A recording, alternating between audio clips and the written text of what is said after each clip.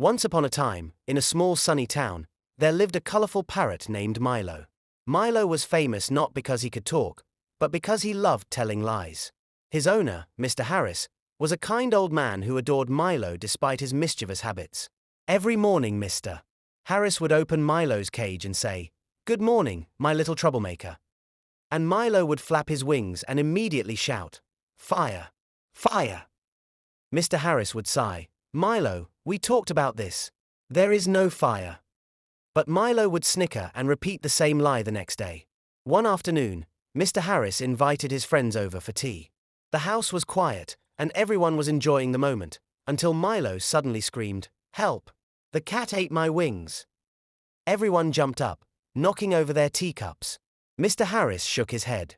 "Milo, you still have your wings. Stop frightening everyone."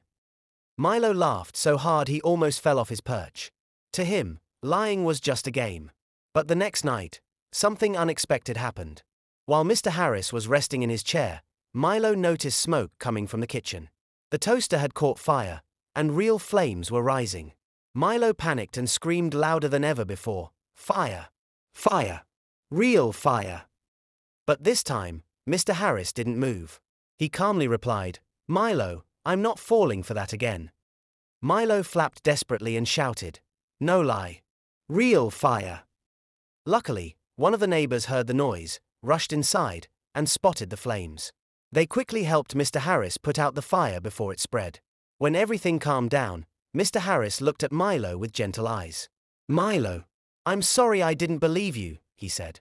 Milo lowered his head, feeling guilty. From that day on, Milo promised to tell the truth. No more fake emergencies, no more scary lies. And Mr. Harris promised to always listen carefully. The town soon began to say, "Even a parrot learns the value of honesty." And Milo, the once famous liar, became known as the parrot who finally learned to tell the truth.